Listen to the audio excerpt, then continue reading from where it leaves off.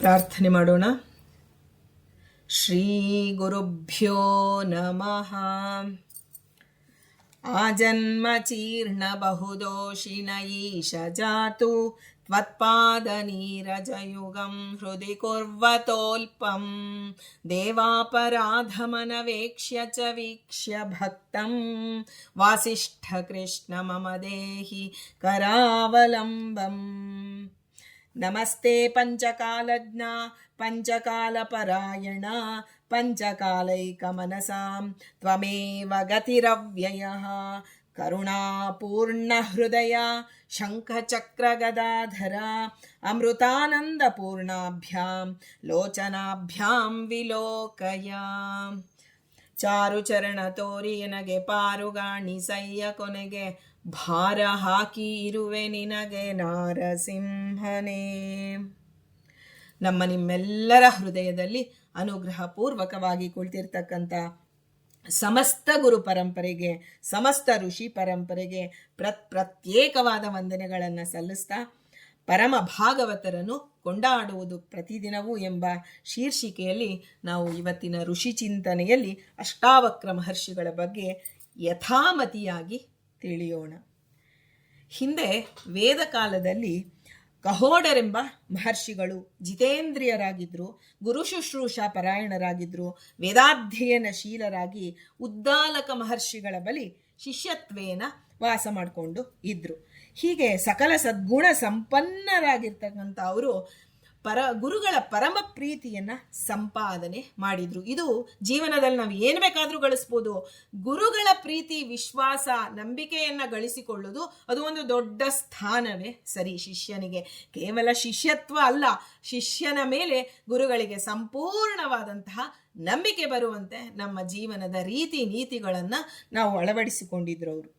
ಹೀಗೆ ಎಲ್ಲಾ ಶಿಷ್ಯರು, ಅವರ ಜೊತೆಗೆ ಸೇರಿದಂಥ ಎಲ್ಲ ಶಿಷ್ಯರು 12 ವರ್ಷಗಳ ಕಾಲ ಒಂದು ಏನು ಗುರುಕುಲ ವಾಸವನ್ನು ಮುಗಿಸಿದ ಮೇಲೆ ಎಲ್ಲರಿಗೂ ಅನುಮತಿ ಕೊಡ್ತಾ ಬಂದರು ಗುರುಗಳು. ಒಬ್ಬೊಬ್ಬರಿಗೂ 12 ವರ್ಷ ಆದಮೇಲೆ ಅವರಿಗೆಲ್ಲ ಒಂದು ಮಂಗಳದಂತೆ ಮಾಡಿ ಅನುಮತಿ ಕೊಟ್ಟರು, ಅವರವರ ಹುಟ್ಟೂರಿಗೆ ಹೊರಟರು.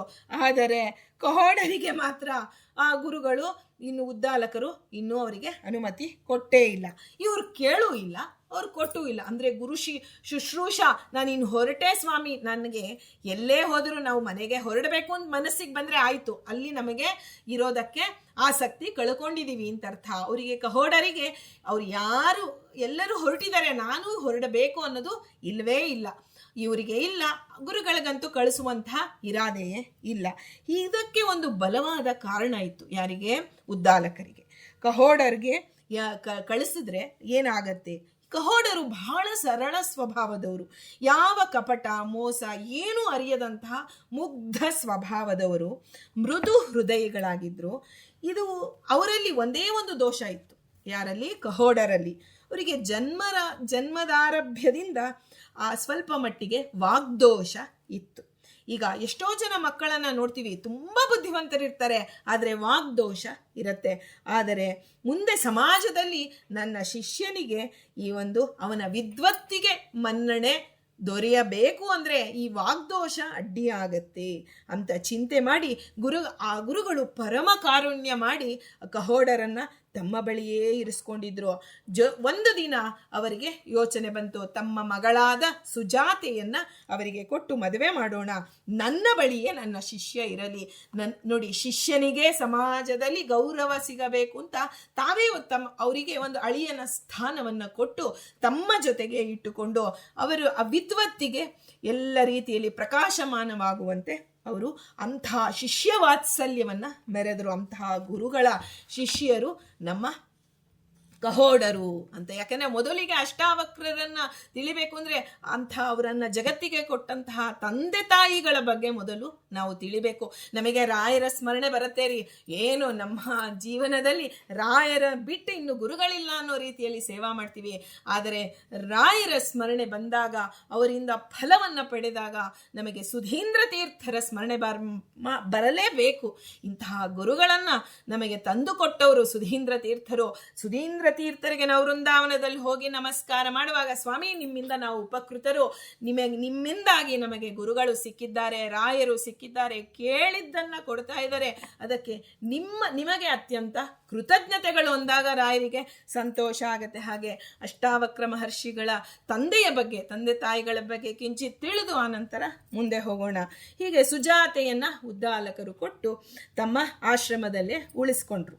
ಹೀಗೆ ಉದ್ದಾಲಕರ ಈ ಶಿಷ್ಯ ವಾತ್ಸಲ್ಯ ಇದೆಯಲ್ಲ, ಆ ಶಿಷ್ಯ ವಾತ್ಸಲ್ಯವನ್ನ ನಾವು ಒಂದು ನಿಮಿಷವಾದರೂ ಮನಗಾಣಬೇಕು. ಅಂದರೆ ಅಂತಹ ಶಿಷ್ಯ ವಾತ್ಸಲ್ಯ ಇರುವಂತಹ ಗುರುಗಳು ನಮಗೆ ಸಿಗಬೇಕು ಅನ್ನೋ ಒಂದು ಪ್ರಾರ್ಥನೆಯು ನಮಗೆ ಬರಬೇಕು. ನಾವು ಎಷ್ಟು ಭಕ್ತಿ ಮಾಡ್ತೀವೋ ಗೊತ್ತಿಲ್ಲ, ಆದರೆ ಶಿಷ್ಯ ವಾತ್ಸಲ್ಯ ಇರುವಂತಹ ಗುರುಗಳನ್ನ ನಾವು ಪಡೆಯಬೇಕು. ಹೀಗೆ ಸಹಜವಾಗಿ ಯಾವುದೇ ಕನ್ಯಾಪಿತೃವಿಗಾಗ್ಲಿ ನೋಡಿ, ಅಳಿಯ ಸರ್ವಗುಣ ಸಂಪನ್ನನಾಗಿರ್ಬೇಕು ಅಂತಾನೆ ಆಸೆ ಪಡ್ತಾನೆ. ಆದರೆ ಆ ಒಂದು ಉದ್ದಾಲಕರು ಸ್ವಲ್ಪ ಬ್ರಹ್ಮಜ್ಞಾನದ ಮುಂದೆ ಈ ಸ್ವಲ್ಪ ದೋಷಗಳು ನಗಣ್ಯ ಅಂತ ತಿಳಿದು ಅದನ್ನು ಅವರು ಉದಾಸೀನ ಮಾಡಿ ತಮ್ಮ ಮಗಳನ್ನು ಧಾರೆ ಎರೆದು ಕೊಟ್ಟೇ ಬಿಡ್ತಾರೆ. ಕಾಲ ಕಳೆದಂತೆ ಆ ಒಂದು ಪತ್ನಿ ಸುಜಾತೆಯೊಂದಿಗೆ ಗೃಹಸ್ಥ ಧರ್ಮವನ್ನು ಅವರು ಪರಿಪಾಲನೆ ಮಾಡ್ತಾ ಇರ್ತಾರೆ. ಯಾರು? ಕಹೋಡ ಮಹರ್ಷಿಗಳು ವೇದಾಂಗಗಳನ್ನು ಇನ್ನೂ ಹೆಚ್ಚು ರೀತಿಯಲ್ಲಿ ಅಭ್ಯಾಸ ಮಾಡ್ತಾ ಹೋಗ್ತಾರೆ. ದಿನ ಕಳೆದಂತೆ ಸುಜಾತೆ ಗರ್ಭವತಿಯಾಗ್ತಾಳೆ. ಆ ಒಂದು ಇಂದಿನವರೆಗೂ ಅವರು ಮದುವೆಯಾದಾಗಿನಿಂದ ಅಂದಿನವರೆಗೂ ಅವರು ಯಾವುದೇ ಕೌಟುಂಬಿಕ ಜವಾಬ್ದಾರಿ ವ್ಯವಹಾರಗಳ ಕಡೆ ಗಮನ ಕೊಟ್ಟೇ ಇರಲಿಲ್ಲ. ತಮ್ಮ ಆ ಒಂದು ಮಾವನ ಆಶ್ರಮದಲ್ಲಿ ತೃಪ್ತವಾದಂತಹ ಜೀವನ ನಡೆಸ್ತಾ ಇದ್ರು. ಒಮ್ಮೆ ಸುಜಾತೆ ಗರ್ಭವತಿಯಾದಂತಹ ಸುಜಾತೆ ತನ್ನ ಪತಿಯ ಬಳಿ ಬರ್ತಾಳೆ. ಬಂದು ಹೇಳ್ತಾಳೆ, ಸ್ವಾಮಿ, ನಮಗೆ ಮುಂದೆ ಹುಟ್ಟುವ ಒಂದು ಮಗುವಿನ ಒಂದು ಜಾತಕರ್ಮಾದಿ ಸಂಸ್ಕಾರಗಳನ್ನು ಮಾಡಬೇಕು. ಮಗುವಿಗೆ ಅಂತಂಥ ಅವಶ್ಯಕತೆಗಳು ಬರುತ್ತೆ. ಅದಕ್ಕಾಗಿ ನೀವು ಅಗತ್ಯವಿದ್ದಷ್ಟಾದರೂ, ನೋಡಿ ಅವಳು ಎಷ್ಟು ಇದಾಗಿ ಪ್ರಾರ್ಥನೆ ಮಾಡ್ತಾಳೆ ಅಂದರೆ, ಅಗತ್ಯವಿರುವಷ್ಟಾದರೂ ಧನವನ್ನು ನೀವು ಸಂಪಾದನೆ ಮಾಡ್ಕೊಂಡು ಬನ್ನಿ. ಆಗ ಆ ಕಹೋಡರಿಗೆ ಕೇಳ್ತಾರೆ, ಹೌದಲ್ವಾ, ನಾನು ಇವತ್ತಿನವರೆಗೂ ಯಾವುದು ಇದಕ್ಕೆ ಗಮನ ಕೊಟ್ಟಿಲ್ಲ, ನನ್ನ ಪತ್ನಿ ಹೇಳ್ತಿರೋದು ನಿಜ ಅಂತ ಹೇಳಿ ಆಯಿತು, ಅದನ್ನು ವಿಚಾರ ಮಾಡೋಣ ಅಂತ ಹೇಳೋದು. ಈಗ ನಮ್ಮಂಥವರಿಗೆ ಧನ ಸಂಪಾದನೆಯೇ ಮೂಲವಾದಂಥ ಯಾರಾದರೂ ನೋಡಿ, ಈ ಒಂದು ವಾರದಲ್ಲಿ ನೀವು ಹಗಲು ರಾತ್ರಿ ಬಂದು ಇಷ್ಟು ಸಂಬಳ ಸಿಗತ್ತೆ, ಒಂದು ವಾರ ಮಾಡಿ ಅಂದರೆ ಎಲ್ಲ ಧರ್ಮ ಕರ್ಮ ಎಲ್ಲವನ್ನ ಬಿಟ್ಟು ಫಸ್ಟ್ ಧನ ಸಂಪಾದನೆಗೆ ಹೋಗ್ತೇವೆ. ಆದರೆ ಧನ ಸಂಪಾದನೆ ಮಾಡಿ ಅಂತ ಪ್ರಾರ್ಥನೆ ಮಾಡಿ ಇವರ ಮನಸ್ಸಿಗೆ ಬಂದರು, ಸ್ವಲ್ಪ ತಡೆದ್ರು, ಆಯಿತು ವಿಚಾರ ಮಾಡೋಣ ಅಂತ ತಡೆದು ಆ ಒಂದು ವೇದಾಧ್ಯಯನವನ್ನು ಮುಂದುವರಿಸ್ತಾ ಇದ್ದಾರೆ. ಒಂದು ದಿನ ಏನಾಗಿದೆ, ರಾತ್ರಿ ಕಾಲದಲ್ಲಿ ವೇದಾಧ್ಯಯನವನ್ನು ಜಾಸ್ತಿ ಮಾಡ್ತಾ ಇದ್ದಾರೆ. ಯಾಕೆಂದರೆ ಕಹೋಡರಿಗೆ ನಾ ಹೇಳಿದೆ ಹಿಂದೆನೆ, ಅವರಿಗೆ ಜನ್ಮದಾರಭ್ಯ ಸ್ವಲ್ಪ ವಾಗ್ದೋಷ ಇತ್ತು. ಹಾಗಾಗಿ ಹೆಚ್ಚು ಪ್ರಯತ್ನ ಪಟ್ಟು ವೇದಾಧ್ಯಯನ ಮಾಡ್ತಾ ಇದ್ದಾರೆ. ತುಂಬು ಗರ್ಭಿಣಿಯಾದಂಥ ಸುಜಾತೆ ಪತಿಯ ಬರುವಿಕೆಗಾಗಿ ಕಾಯ್ದು ಕೂತಿದ್ದಾಳೆ ಹೊರಗಡೆ. ಇವರು ವೇದಾಧ್ಯಯನವನ್ನು ಜೋರಾಗಿ ಸ್ಪಷ್ಟವಾಗಿ ಬರಬೇಕು ಅಂತ ಹೇಳಿ ಮತ್ತೆ ಮಾಡ್ತಾ ಇದ್ದಾರೆ. ಆಗ ಆ ನಿಶ್ಶಬ್ದ ವಾತಾವರಣ, ಯಾರು ಆ ಒಂದು ಆಶ್ರಮದಲ್ಲಿ ಇಲ್ಲ, ಆ ನಿಶ್ಶಬ್ದ ವಾತಾವರಣದಲ್ಲಿ ಒಂದು ಆ ಗರ್ಭದಲ್ಲಿರ್ತಕ್ಕಂಥ ಸುಜಾತೆಯ ಗರ್ಭದಲ್ಲಿರ್ತಕ್ಕಂಥ ಕೂಸು ಮಾತನಾಡಿ, ತಂದೆಯೇ, ನಿನ್ನ ಅಧ್ಯಯನದ ಕಾಲ ಕ್ರಮ ಉಚ್ಚಾರಣೆ ಶುದ್ಧವಾಗಿಲ್ಲ ಅಂತ ನನಗೆ ಅನ್ನಿಸ್ತಾ ಇದೆ. ರಾತ್ರಿ ಕಾಲದಲ್ಲಿ ಅಧ್ಯಯನ ಮಾಡುವುದು ವೇದೋಕ್ತವಲ್ಲ. ನಾನು ಭ್ರೂಣಾವಸ್ಥೆಯಲ್ಲಿದ್ದಾಗಲೇ ನಿನ್ನ ಅನುಗ್ರಹದಿಂದ, ಹರಿವಾಯುಗಳ ಅನುಗ್ರಹದಿಂದ ನಾನು ಸಕಲ ಶಾಸ್ತ್ರಗಳನ್ನು ತಿಳಿತಾ ಇದ್ದೇನೆ ಅಂತ ಹೇಳಿ ಸುಮ್ಮನಾಗಿ ಬಿಡುತ್ತೆ. ಆಗ ಕಹೋಡರಿಗೆ ಕೋಪ ಬಂದುಬಿಡ್ತು. ನಾನು ಇಂತಹ ರಾತ್ರಿಯಲ್ಲಿ, ಸುಜಾತೆಗೂ ಸುಸ್ತಾಗಿದೆ, ಕಣ್ಣು ಮುಚ್ಚಿದಳೆ, ಆ ಮಗು ಮಾತನಾಡ್ತಾ ಇದೆ, ಆ ಒಳಗಡೆ ನಾವು ಕೇಳ್ತೀವಿ. ನಾರದರ ಇಲ್ಲಿ ನಾವು ಯೋಚನೆ ಮಾಡಬೇಕು. ನಾರದರು ಆ ಖಯಾದು ಪ್ರಹ್ಲಾದರಾಜರು ಗರ್ಭದಲ್ಲಿ ಇದ್ದಾಗ ನಾರದರು ಉಪದೇಶ ಮಾಡ್ತಿರ್ತಾರೆ. ಆಗ ಆ ಸಹಜವಾದ ಆಯಾಸದಿಂದ ಆ ಖಯಾದುವಿಗೆ ನಿದ್ದೆ ಬಂದುಬಿಟ್ಟಿರತ್ತೆ. ಆದರೆ ಆ ಮಗು ಪ್ರಹ್ಲಾದರಾಜರು ಒಳಗೆ ಕೂತು ಗರ್ಭಸ್ಥರಾಗಿರುವಾಗಲೇ ಗುರುಗಳ ಒಂದು ಉಪದೇಶವನ್ನು ಪಡೆದರು. ಈಗ ಇಲ್ಲಿ ಏನಾಯಿತು, ಆ ಒಂದು ಕಹೋಡರಿಗೆ ಆ ಒಳಗಿರ್ತಕ್ಕಂಥ ಕೂಸು ಮಾತನಾಡಿದಾಗ ಅವರಿಗೆ ಕೋಪ ಬಂತು. ಕೋಪ ಬಂದಾಗ ಏನಾಗತ್ತೆ, ನಾವು ಭಗವದ್ಗೀತೆಯಲ್ಲಿ ತಿಳಿದಿದ್ದೀವಿ, ಕೋಪ ಬಂತು ಅಂದರೆ ಸರ್ವ ಎಲ್ಲವೂ ನಮಗೆ ಯಾವುದು ಕಣ್ಣಿಗೆ ಕಾಣೋದಿಲ್ಲ. ಸರಿ ಯಾವುದು ತಪ್ಪು ಯಾವುದು ಏನು ನೆನಪಾಗಲ್ಲ. ಬುದ್ಧಿ ನಮ್ಮ ಕೈ ಬಿಟ್ಟು ಹೋಗುತ್ತೆ. ಆಗ ಅವರ ಕೋಪ ಕಹೋಡರದು. ಆದರೆ ಭಗವಂತ ನೋಡ್ತಾ ಇದ್ದ ಅಲ್ವಾ, ಒಳಗಡೆ ಅಂತರ್ಯಾಮಿಯಾದ ಭಗವಂತ ಅವನು ನಿಂತು ಮಾತನಾಡಿಬಿಟ್ಟ. ಕೋಪದ ಕೈಯಲ್ಲಿ ಬುದ್ಧಿ ಕೊಟ್ಟಂತಹ ಆ ಒಂದು ಕಹೋಡರ ಮಾತನಾಡುವುದಕ್ಕೆ ಪ್ರಯತ್ನ ಪಡುವುದಕ್ಕೆ ಮುಂಚೆ ಅಂತರ್ಯಾಮಿಯಾದ ಭಗವಂತನೇ ಅವರಲ್ಲಿ ನಿಂತು ನುಡಿಸಿಬಿಟ್ಟ. ಏನು ಮೇಲ್ನೋಟಕ್ಕೆ ಅದು ಶಾಪದಂತೆ ಕಾಣಿತು. ನೀನು ನನ್ನ ದೋಷವನ್ನ ಎತ್ತಿ ಆಡಿದೆಯಲ್ವಾ, ನೀನು ನಿನ್ನ ತಾಯಿಯ ಗರ್ಭದಲ್ಲಿದೆಯಾ, ನಿನ್ನ ಶರೀರದಲ್ಲಿ 8 ಕಡೆ ನಿನಗೆ ವಕ್ರತೆ ಉಂಟಾಗಲಿ. ನೋಡಿ, ಅದು 8 ಅಂತ ಯಾಕೆ ಹೇಳಬೇಕಾಗಿತ್ತು, ವಕ್ರತೆ ಉಂಟಾಗಲಿ ಅಂತಲೇ ಯಾಕೆ ಹೇಳಬೇಕಾಗಿತ್ತು ಅಂತ ಯೋಚನೆ ಮಾಡಿದಾಗ ಕಹೋಡರ್ ಹೇಳ್ತಾರೆ, ಇದು ನನ್ನ ಮಾತಲ್ಲ, ನನ್ನೊಳಗೆ ನಿಂತು ಭಗವಂತ ಹೇಗೆ ಅವತ್ತು ಸನಕಾದಿಗಳು ಅವರಿಗೆ ಜಯ ವಿಜಯರಿಗೆ ಶಾಪ ಕೊಟ್ಟರು, ನಿಮಗೆ ಆ ಶಾಪ ಕೊಟ್ಟಾಗ ಆಮೇಲೆ ಅವರು ಜೈ ವಿಜಯರು ಹೇಳ್ತಾರೆ, ಇದು ಶಾಸ್ತ್ರದಲ್ಲಿ ಬರುತ್ತೆ, ನಾವಲ್ಲ ಆಡಿದ ಮಾತು, ಭಗವಂತ ನಮ್ಮಲ್ಲಿ ನಿಂತು ಅವನೇ ಸಾಕ್ಷಾತ್ ನುಡಿದಿದ್ದಾನೆ, ಅವನು ಕೊಟ್ಟ ಶಾಪ ಅಂತ ಅವ್ರು ಯಾವುದು ತಲೆ ಕೆಡಿಸ್ಕೊಂಡಿಲ್ಲ. ದೇವನಿಗೆ ನಮಸ್ಕಾರ ಮಾಡಿ ಹೊರಟು ಬಿಟ್ರು. ಹಾಗೆ ಕಹೋಡರಿಗೆ ಅನ್ನಿಸ್ತು, ಇದು ನನ್ನ ಶಾಪ ಅಲ್ಲ, ಈ ವಕ್ರತೆ ಉಂಟಾಗಲಿ ಅಂತ ಹೇಳಿ ಅವರ ನಾಲಿಗೆಯಿಂದ ಸದಾ ವೇದ ಪಾರಾಯಣ ಮಾಡ್ತಕ್ಕಂಥ ಅವರ ಬಾಯಲ್ಲಿ ಬಂದದ್ದು ಆ ಕ್ಷಣದಲ್ಲಿ ಆ ಒಳಗಡೆ ಗರ್ಭದಲ್ಲಿ ಇರ್ತಕ್ಕಂಥ ಕೂಸಿಗೆ ವಕ್ರತೆ ಉಂಟಾಗಿ ಹೋಯಿತು. ಈ ವಕ್ರತೆ ಉಂಟಾದಾಗ ಇವರಿಗೆ ಅನ್ನಿಸ್ತು, ಅಯ್ಯೋ ನನ್ನ ಮಗುವಿಗೆ ಇನ್ನೂ ಹೊರಗೆ ಬಂದಿಲ್ಲ ಮಗು, ಅದಕ್ಕೆ ನಾನೇ ಶಾಪ ಕೊಡುವಂತೆ ಆಯ್ತಲ್ಲ ಅಂತ ಮನಸ್ಸಿಗೆ ನೋವಾಯಿತು. ಆ ನೋವಾದಾಗ ಇನ್ನು ಆ ಹೊಟ್ಟೆಯೊಳಗಿರ್ತಕ್ಕಂಥ ನೀನು ನನ್ನ ದೋಷವನ್ನ ಎಣಿಸಿದ್ಯಾ ಅಂದ್ರೆ ಹಿರಿಯರ ದೋಷವನ್ನ ಎಣಿಸಬಾರದು. ಹಿರಿಯರು, ನಮಕಿನ್ನ ಹಿರಿಯರು ಏನೇ ತಪ್ಪು ಮಾಡ್ತಿರ್ಬೋದು, ಆದರೆ ನಮಗೆ ಅಧಿಕಾರವಿಲ್ಲ ಆ ದೋಷ. ಅವ್ರಕ್ಕಿನ್ನ ದೊಡ್ಡವರು ಇರ್ತಾರಲ್ವ, ಅವರು ಅದರ ಬಗ್ಗೆ ಅವರ ಹತ್ರ ನಾವು ಹೋಗಿ ಹೇಳ್ಬೋದು ಈ ರೀತಿ ಆಗ್ತಾ ಇದೆ ಅಂತ, ಅಷ್ಟೇ ಹೊರತು ನಮಗಿನ್ನ ದೊಡ್ಡವರ ದೋಷಗಳನ್ನ ಎಣಿಸುವಂತಹ ಅಧಿಕಾರ ನಮಗೆ ಇರೋದಿಲ್ಲ. ಆದರೆ ನಾವು ಒಂದು ಅಂಗಾಲರಿ ಕೇವಲ ನಾಲಿಗೆಯಿಂದ ದೋಷ ಎಣಿಸಿದ್ದಕ್ಕೆ ಅವ್ರಿಗೆ ಅಷ್ಟ ಕಡೆ ವಕ್ರತೆ ಉಂಟಾಯಿತು ಅಂದ್ರೆ, ನಾವು ಪ್ರತಿಯೊಂದು ಅಂಗಗಳಿಂದ ಇನ್ನೊಬ್ಬರ ದೋಷವನ್ನ ಎಣಿಸ್ತಾ ಕೂತಿರ್ತೀವಿ. ಅದರಲ್ಲೂ ಬೆಂಕಿ ಅಂತ ಇರ್ತಕ್ಕಂತಹ ಸನ್ಯಾಸಿಗಳ ಬಗ್ಗೆ ಮಾತಾಡ್ತೀವಲ್ಲ, ನಮಗೆ ಎಂತಹ ಶಿಕ್ಷೆ ಕಾದಿದೆಯೋ ನಮಗೆ ಗೊತ್ತಿಲ್ಲ. ಆದಷ್ಟು ಎಚ್ಚರಿಕೆಯಿಂದ ನಾವು ಜೀವನ ಮಾಡಬೇಕು ಅನ್ನೋದನ್ನ ಈ ಪ್ರಸಂಗದಿಂದ ನಾವು ಕಲಿಬೇಕು. ಕಹೋಡರಿಗೆ ಅತ್ಯಂತ ನೋವಾಗಿದೆ, ಮನಸ್ಸಿಗೆ ಕ್ಷೋಭೆ ಉಂಟಾಗೋಯ್ತು. ಅದಕ್ಕೆ ಹೇಗಿದ್ರೂ ಪತ್ನಿ ಹೇಳಿದಾಳೆ, ಧನ ಸಂಪಾದನೆ ಮಾಡಿಕೊಂಡು ಬನ್ನಿ ಅಂತ ಆಯಿತು, ಮನಸ್ಸಿಗೆ ಸಮಾಧಾನ ಆಗತ್ತೆ ಅಂತ ಹೇಳಿ ನಾನು ಜನಕ ಮಹಾರಾಜ, ಅವತ್ತಿನ ಕಾಲದಲ್ಲಿ ಜನಕ ಮಹಾರಾಜನ ಕೇಳೋದಾದ್ರೆ ರಾಜನಲ್ಲಿ ಕೇಳೋಣ. ರಾಜನಲ್ಲಿ ರಾಜರಾಜೇಶ್ವರ ರೂಪ ಇರುತ್ತೆ ಭಗವಂತನದು, ಹಾಗಾಗಿ ರಾಜನಲ್ಲೇ ಹೋಗಿ ಕೇಳೋಣ ಅಂತ ಹೊರಟೇ ಬಿಟ್ರು. ಸಾಮಾನ್ಯರ ಬಳಿ ಹೋಗಿ ಕೇಳೋದು ಬೇಡ ಅಂತ ಅನ್ಕೊಂಡು ಜನಕರಾಜನ ಆಸ್ಥಾನಕ್ಕೆ ಬಂದ್ರು. ಅಲ್ಲಿ ಜನಕರಾಜನ ಆಸ್ಥಾನದಲ್ಲಿ ಪಂಡಿತನಾಗಿದ್ರು, ಆಸ್ಥಾನ ಪಂಡಿತ ವಂದಿ ಎನ್ನುವ ಆಸ್ಥಾನ ಪಂಡಿತ. ಅವನೊಡನೆ ವಾಗ್ವಾದಕ್ಕೆ, ಅಂದ್ರೆ ಅವತ್ತಿನ ಕಾಲದಲ್ಲಿ ಪಂಡಿತರು ತಮ್ಮ ಒಂದು ವಿದ್ಯೆಯನ್ನ ಒಂದು ಪ್ರದರ್ಶನ ಮಾಡುತ್ತಾ ತಮ್ಮ ರಾಜನ ಆಸ್ಥಾನದಲ್ಲಿ ತಾವು ಆ ಒಂದು ಉಪಕೃತರಾಗ್ತಾ ಇದ್ರು. ರಾಜ ಅವರಿಗೆ ಏನು ಕೇಳ್ತಾನೋ ಅದನ್ನು ಕೊಟ್ಟು ಕಳಿಸ್ತಿದ್ದ. ಆದರೆ ವಂದಿ ಅವರ ವಾಗ್ದೋಷ ಇದ್ದಿದ್ರಿಂದ ವಂದಿಯನ್ನ ಗೆಲ್ಲೋಕೆ ಆಗ್ಲಿಲ್ಲ, ಅವ್ರಿಗೆ ಸೋತು ಬಿಟ್ರು. ಆ ಸೋತಾಗ ಕಹೋಡರು ಸೋತಾಗ ಏನ್ ಮಾಡಿದ್ರು, ಅಲ್ಲಿ ಆಸ್ಥಾನದಲ್ಲಿ ಒಂದು ವಂದಿ ಒಂದು ಶಾಸನ ಹೊರಡಿಸಿದ್ದ, ಯಾರು ಸೋಲ್ತಾರೋ ಅವ್ರನ್ನ ಕೈ ಕಾಲು ಕಟ್ಟಿ ಜಲದಲ್ಲಿ ಮುಳುಗಿಸಬೇಕು, ನದಿಯಲ್ಲಿ ಮುಳುಗಿಸೇ ಬಿಟ್ರು ಕಹೋಡರನ್ನ. ಹೀಗೆ ಇದೆಲ್ಲ ಗೊತ್ತಾಯಿತು ಯಾರಿಗೆ, ಅವಳಿಗೆ ಉದ್ದಾಲಕರಿಗೆ, ಸುಜಾತೆ, ತುಂಬು ಗರ್ಭಿಣಿಯಾದಂತಹ ಸುಜಾತೆಗೆ ಈ ಒಂದು ವಿಷಯ ಬಂತು. ಆಗ ಸುಜಾತೆ ಆಮೇಲೆ ಅವರ ತಂದೆಯಾದಂಥ ಉದ್ದಾಲಕರು ಎಲ್ಲರೂ ಸೇರಿ ಈ ಮಗುವಿಗೆ ನಾವು ಹೇಳೋದು ಬೇಡ, ಈ ರೀತಿ ತಂದೆಯ ವಿಷಯವನ್ನ ಹೇಳೋದೇ ಬೇಡ. ಆದರೆ ನೋಡಿ, ಮತ್ತ ಸ್ಮೃತಿ ಜ್ಞಾನಮಪೋಹನಂಚ, ಮರೆವು ಕೊಟ್ಟು ಬಿಡ್ತಾನೆ. ಎಂತಹ ಜ್ಞಾನಿಗಳಾಗಿರ್ಲಿ, ಭಗವಂತ ನೆನಪಾಗಲಿ ಮತ್ತೆ ಮರವಾಗಲಿ ಕೊಡೋನು ಭಗವಂತ. ಉದ್ದಾಲಕರು ಹೇಳ್ತಾರೆ, ಸ್ವಾಮಿ ಆ ಮಗುವಿಗೆ ತನ್ನ ತಂದೆಯ ಬಗ್ಗೆ ತಿಳಿಯುವಂತಹ ಬುದ್ಧಿಯನ್ನೇ ಕೊಡಬೇಡ ಅಂತ ಹೇಳಿ ಪ್ರಾರ್ಥನೆ ಮಾಡ್ತಾ ಕಹೋಡರು ಅಲ್ಲಿ ಆ ಕಡೆ ಜಲದಲ್ಲಿ ಮುಳುಗಿಸಿಬಿಟ್ಟ ವಂದಿ, ಈ ಕಡೆ ಸುಜಾತೆಗೆ ಗರ್ಭದಿಂದ ಅವಳಿಗೆ ಆ ಒಂದು ಮಗು ಆಯಿತು. ಆ ಮಗು ಅಷ್ಟು ವಕ್ರತೆಯಿಂದ ಹುಟ್ಟಿತು.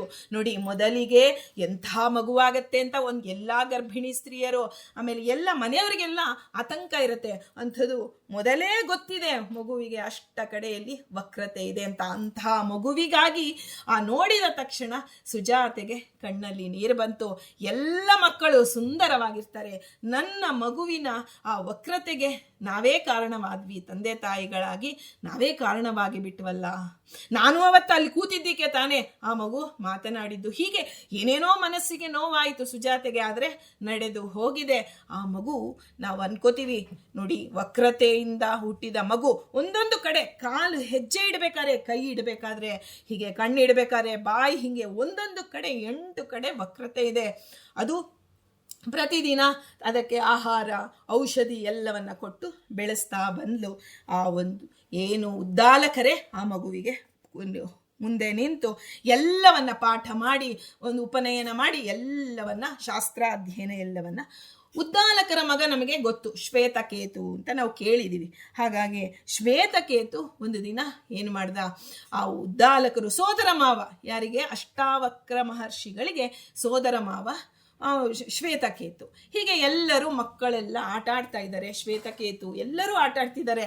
ಆಗ ಅಲ್ಲಿ ವೇದಾಂತದ ಬಗ್ಗೆ ಎಲ್ಲ ಮಹರ್ಷಿಗಳು ಬಂದು ಚರ್ಚೆ ಮಾಡ್ತಿದ್ರು. ಅಷ್ಟಾವಕ್ರ ಮಹರ್ಷಿಗಳಿಗೆ ಮೊದಲೇ ಮಕ್ಕಳುಗಳು ಅವರನ್ನ ನೋಡಿ ಒಂದೇ ಒಂದು ದೋಷವನ್ನ ಗರ್ಭದಲ್ಲಿದ್ದಾಗ ತಂದೆಯ ದೋಷ ಹೇಳಿದ್ದಕ್ಕೆ ಪ್ರತಿದಿನ ಅವರ ದೋಷಗಳನ್ನೇ ಮಕ್ಕಳುಗಳು ಅಲ್ಲಿರ್ತಕ್ಕಂಥವ್ರು ಎಲ್ಲರೂ, ನೋಡು ಕಣ್ಣು ಸೊಟ್ಟ, ಮೂಗು ಸೊಟ್ಟ, ಕಾಲು ಸೊಟ್ಟ, ಕಿವಿ ಸೊಟ್ಟ ಅಂತ ಅವ್ರಿಗೆ ಚುಚ್ಚಿ ಆಡುವಂತಹ ಮಾತುಗಳನ್ನ ಇವರು ಒಬ್ಬ ಬ್ರಾಹ್ಮಣನಿಗೆ ನಾವು ನೋವು ಮಾಡಿದ್ರೆ ನಮಗೆ ಸಾವಿರ ರೀತಿಯಲ್ಲಿ ನೋವಾಗುವಂತೆ ದೇವರು ನಮಗೆ ಕೊಡ್ತಾನೆ. ಅವನು ಎಂಥ ಜ್ಞಾನಿ ಆಗಿರಲಿ ಅಜ್ಞಾನಿ ಆಗಿರಲಿ, ಆ ಒಂದು ನಾವು ಮಾಡಿದ ಅವಶ್ಯಂ ಅನುಭೋಕ್ತವ್ಯಂ ಕೃತಂ ಕರ್ಮ ಶುಭಾಶುಭಂ, ಯಾವುದೇ ಆಗಲಿ ಅದರಿಂದ ಎಚ್ಚರಿಕೆಯಿಂದ, ಜ್ಞಾನಿಗಳ ವಿಷಯದಲ್ಲಿ ಹಿರಿಯರ ವಿಷಯದಲ್ಲಿ ನಾವು ಆದಷ್ಟು ಎಚ್ಚರಿಕೆಯಿಂದ ಇರಬೇಕು ಅಂತ. ಆಗ ನೋವಾದಾಗ ಏನ್ ಮಾಡೋರು ಅಷ್ಟಾವಕ್ರರು, ಓಡಿ ಬಂದು ಉದ್ದಾಲಕರ ತೊಡೆಯ ಮೇಲೆ ಕುಳಿತುಕೋತಿದ್ರು.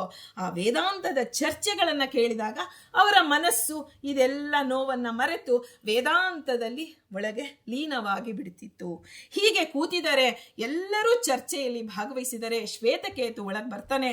ತನ್ನ ತಂದೆಯ ತೊಡೆಯ ಮೇಲೆ ಆ ಒಂದು ಅಷ್ಟಾವಕ್ರನು ಕೂತಿದ್ದಾನೆ. ಆಗ ಶ್ವೇತಕೇತುಗೆ ನೋಡಿ ಕೋಪ ಕೊಡವನು ಭಗವಂತನೇ. ಒಳಗಿದ್ದು ನಾವು ಎಲ್ಲ ಸರ್ವಸ್ವವನ್ನು ಭಗವಂತ ಕಾಲಕ್ಕೆ ಇಷ್ಟು ದಿನ ಆ ಶ್ವೇತಕೇತು ಒಂದು ದಿನಕ್ಕೂ ಅಷ್ಟಾವಕ್ರರನ್ನ ಅವನು ಗದರಿರ್ಲಿಲ್ಲ. ಆದ್ರೆ ಆ ಕ್ಷಣ ಕೋಪ ಬಂತು. ನನ್ನ ತಂದೆಯ ತೊಡೆ ಮೇಲೆ ನೀನು ಕೂತಿದ್ಯಾ, ಕೆಳಗಿಳಿ, ಇವರು ನನ್ನ ತಂದೆ ಅಂತ ಹೇಳಿ ತಾನು ಹೋಗಿ ಕುಳಿತ. ಹಾಗಾದ್ರೆ ನನ್ನ ತಂದೆ ಯಾರು ಅನ್ನೋ ಪ್ರಶ್ನೆ ಆ ಕ್ಷಣ ಅವರ ಬಾಯಿಂದ ಬಂದೇ ಬಿಡ್ತು. ಯಾವತ್ತೂ ಇದು ತಿಳಿಲೇಬಾರದು ಅಂತ ಇಟ್ಟಿದ ವಿಷಯ ಅವತ್ತಿನ ದಿನ ಪ್ರಶ್ನೆಯಾಗಿ ಹೊರಗೆ ಬಂತು, ಹೇಳಲೇಬೇಕಾಯ್ತು. ಎಲ್ಲರೂ ಸುಮ್ಮನಾಗಿದ್ದಾರೆ. ಆಗ ಓಡಿ ಬಂದಿದ್ದಾರೆ ಅಷ್ಟಾವಕ್ರರು. ಆ ಸುಜಾತೆ ಹತ್ರ, ತನ್ನ ತಾಯಿ ಹತ್ರ ಬಂದಿದ್ದಾರೆ. ತಾಯಿಗೆ ನನ್ನ ತಂದೆ ಯಾರಮ್ಮ ಅಂತ ಕೇಳಿದಾಗ ಒಂದು ಕ್ಷಣ ಅವಳು ಯೋಚನೆ ಮಾಡ್ತಾಳೆ, ಈ ಮಗು ನನ್ನ ಗರ್ಭದಲ್ಲಿದ್ದಾಗಲೇ ಮಾತನಾಡಿದ ಮಗು, ನಾನೇನಾದರೂ ಸುಳ್ಳು ಹೇಳಿದ್ರೆ ನನಗೂ ಶಾಪ ಕೊಟ್ಟು ಬಿಡತ್ತೆ. ಅಂಥ ವೇದ ವಿದ್ಯಾ ಪಾರಂಗತನಾಗಿದೆ, 12 ವರ್ಷದ ಕೂಸು, ಅದು ಒಳ್ಳೆಯ ಬ್ರಹ್ಮಚಾರಿಯಾಗಿದೆ. ಈ ಮಗುವಿಗೆ ನಾನು ಸತ್ಯವನ್ನ ಹೇಳೋಣ, ಸತ್ಯದಲ್ಲಿ ಭಗವಂತ ಇರ್ತಾನೆ, ಅದು ಏನಾದರೂ ಆಗಲಿ, ಅದರ ಒಂದು ಪರಿಣಾಮ ಏನಾಗತ್ತೋ ಆಗಲಿ ಅಂತ ಹೇಳಿ ಸತ್ಯವನ್ನ ತಿಳಿಸೇ ಬಿಟ್ಲು. ನೋಡಿ, ಈ ರೀತಿ ಆಗಿದೆ. ಈ ಒಂದು ವಂದಿ ಅನ್ನುವ ಆ ಒಂದು ಆಸ್ಥಾನ ಪಂಡಿತ ನಿಮ್ಮ ತಂದೆ ಸೋತಿದ್ದಾರೆ, ಅದಕ್ಕೆ ಜಲದಲ್ಲಿ ಮುಳುಗಿಸಿಬಿಟ್ಟ ವಂದಿ. ಆಗ ಆ ಕ್ಷಣ ಅವರಿಗೆ ಮನಸ್ಸಿಗೆ ಒಂದು ತನ್ನ ವಕ್ರತೆಗಳೆಲ್ಲ ಮರೆತೋಯ್ತು. ಒಂದು ಮಗ, ಒಂದು ಪುತ್ರನಿಗೆ ಒಂದು ತಂದೆಯ ಬಗ್ಗೆ ಯಾರಾದರೂ ಹೇಳಿದರೆ, ತಂದೆಯ ಬಗ್ಗೆ ನೋವು, ಆ ಒಂದು ವಿಷಯ ಗೊತ್ತಾದಾಗ ಆ ಒಳಗಿರುವಂತಹ ಆ ಒಂದು ಪುತ್ರತ್ವ ಜಾಗೃತವಾಯಿತು. ನಾನು ನನ್ನ ತಂದೆಯನ್ನ ಕರೆದುಕೊಂಡು ಬರ್ತೇನೆ, ನಾನು ಜನಕರಾಜನ ಆಸ್ಥಾನಕ್ಕೆ ಹೋಗ್ತೇನೆ. ಅಲ್ಲಿರೋ ಎಲ್ಲ ಹುಡುಗರು ನಗ್ತಾರೆ, ಇವರಿಗೆ ಸರಿಯಾಗಿ ನಡೆಯೋದಕ್ಕೆ ಬರಲ್ಲ. ನೋಡಿ, ಒಂದು 4 ಹೆಜ್ಜೆ ನಡಿಬೇಕಾರೆ 10 ಕಡೆ ನಿಂತು 4 ಹೆಜ್ಜೆ ಹಾಕ್ತಿದ್ರು. ಸಾಮಾನ್ಯ ಅಲ್ಲ. ನಾವ್ ಅನ್ಕೋಬಹುದು ಋಷಿ ಮುನಿಗಳು ರೀ, ಅವ್ರಿಗೇನು ಆಗಲ್ಲ, ಹೆಂಗ ಆರಾಮಾಗಿರ್ತಾರೆ ಅಂತ. ಎಲ್ಲ ನೋವನ್ನ ಅನುಭವಿಸಿ ಅವರು ವೇದಾಂತ ವಿದ್ಯೆಯನ್ನ ಕಲಿತಾ ಇದ್ರು. ಇಂಥ 8 ಕಡೆ ವಕ್ರತೆ ಇದೆ, ನಡೆಯೋಕ್ಕಾಗ್ತಿಲ್ಲ. ಜನಕರಾಜನ ಆಸ್ಥಾನ ಎಲ್ಲಿದೆ, ಇವರಿಗೆ ಎಲ್ಲಿದ್ದಾರೆ, ಆಶ್ರಮದಲ್ಲಿದ್ದಾರೆ, ಆಗೋದಿಲ್ಲ ಅಂದಾಗ ಅವರು ಮತ್ತೆ ದೃಢವಾದ ಸಂಕಲ್ಪ ಮಾಡ್ತಾರೆ. ಅವತ್ತು ಧ್ರುವರಾಜರನ್ನ ಹೇಗೆ ಆ ಒಂದು ಸುನೀತಿ ಹೇಗೆ ಅವಳನ್ನ ತಾನು ಸುನೀತಿ ಆ ಧ್ರುವರಾಜರಿಗೆ ಹೇಗೆ ಮಾನಸಿಕವಾದ ಧೈರ್ಯ ಕೊಟ್ಟು, ಗುರುಗಳು ಸಿಗ್ತಾರೆ, ದೇವರನ್ನ ಅಧೋಕ್ಷಜನನ್ನ ನೀನು ಪ್ರಾರ್ಥನೆ ಮಾಡು ಅಂತ ಹೇಗೆ ಕಾಡಿಗೆ ಕಳಿಸ್ಕೊಟ್ಲೋ, ಇವತ್ತಿನ ದಿನ ಸುಜಾತೆಯು ಧೈರ್ಯ ಮಾಡಿ ಭಗವಂತನನ್ನ ನಂಬಿ ನಿನಗೆ ದೇವ ಸಹಾಯಕನಾಗಿರ್ತಾನೆ ಮಗು ಅಂದಾಗ ಶ್ವೇತಕೇತು ಹೇಳ್ತಾನೆ, ನಾನು ಬರ್ತೇನೆ ಅಷ್ಟಾವಕ್ರ, ನಿನಗೆ ನಿನ್ನ ಜೊತೆಯಲ್ಲಿ ನಾನು ಬರ್ತೇನೆ ಅಂತ ಹೇಳಿ ಒಂದೊಂದು ಹೆಜ್ಜೆಯನ್ನ ನಡಿಬೇಕಾದ್ರೆ ತೊಂದರೆ ಆಗ್ತಾ ಇದೆ, ಕಲ್ಲು ಮುಳ್ಳು ಎಲ್ಲ ಥರದ ಜಾಗ ನೋಡಿದವರು ಹೊಸಬ್ರೆಲ್ಲ ನೋಡ್ತಿರ್ತಾರೆ, ನಗುತ್ತಾ ಇರ್ತಾರೆ. ಅದೆಲ್ಲ ನೋವನ್ನ ಬಿಟ್ಟು ಅವರು ರಾಜನ ಆಸ್ಥಾನಕ್ಕೆ ಹೋಗ್ತಾರೆ. ಹೋದಾಗ ಅಲ್ಲಿ ಜನಕ ಮಹಾರಾಜನ ಆಸ್ಥಾನಕ್ಕೆ ಆ ಪ್ರತೀಕಾರ, ನನ್ನ ತಂದೆಯನ್ನ ಅನ್ಯಾಯವಾಗಿ ಈ 12 ವರ್ಷಗಳ ಕಾಲ ನನ್ನಿಂದ, ನಾನು ಹುಟ್ಟಿದಾಗಿಂದ ನನ್ನ ತಂದೆಯನ್ನ ನೋಡಿಲ್ಲ ಅಂತೆಲ್ಲ ಮನಸ್ಸಿಗೆ ತೊಂದರೆ ಆಗತ್ತೆ. ಆ ರಾಜಧಾನಿಯಾದಂತಹ ಜನಕ ಮಹಾರಾಜನ ರಾಜಧಾನಿ ಮಿಥಿಲೆಗೆ ಪ್ರಯಾಣ ಬೆಳೆಸ್ತಾರೆ. ಮಿಥಿಲೆ ನೋಡಿ, ಜನಕರಾಜನ ಮಗಳಾಗಿ ಮಹಾಲಕ್ಷ್ಮೀ ದೇವಿ ವೇದಾಭಿಮಾನಿನಿ ಅವಳು. ಆ ವೇದಾಭಿಮಾನಿಯನ್ನ ಮಗಳನ್ನಾಗಿ ಪಡೆದಂತಹ ಜನಕರಾಜನ ಆಸ್ಥಾನಕ್ಕೆ ಬರ್ತಾ ಇದ್ದಾರೆ ಅಷ್ಟಾವಕ್ರರು ಮತ್ತೆ ಶ್ವೇತಕೇತು. ಬಂದ್ರು, ಏನಾಯ್ತು, ಆ ಮಹಾದ್ವಾರ ಇತ್ತು, ಯಜ್ಞಶಾಲೆಯ ಮಹಾದ್ವಾರದ ಬಳಿಗೆ ಬರ್ತಾರೆ. ಅಲ್ಲಿ ಬಂದಾಗ ಅಲ್ಲಿ ಇರ್ತಕ್ಕಂಥ ದ್ವಾರಪಾಲಕರು ಅವ್ರನ್ನ ತಡೆದು ಬಿಡ್ತಾರೆ. ನೀವು ಒಳಗೆ ಬರೋ ಹಾಗಿಲ್ಲ, ವಂದಿ ಆಜ್ಞೆ ಆಗಿದೆ, ಇಲ್ಲಿ ಒಳಗಡೆ ಆ ಒಂದು ಜ್ಞಾನ ವೃದ್ಧರು ಮಾತ್ರ ಪ್ರವೇಶ ಮಾಡಬೇಕು. ಆಗ ಅಷ್ಟಾವಕ್ರರು ಅಷ್ಟೊತ್ತಿಗೆ ಸರಿಯಾಗಿ ಉತ್ತರ ಕೊಡಬೇಕು ಅನ್ನೋಷ್ಟರೊಳಗೆ ಜನಕ ಮಹಾರಾಜ ಬರ್ತಾನೆ.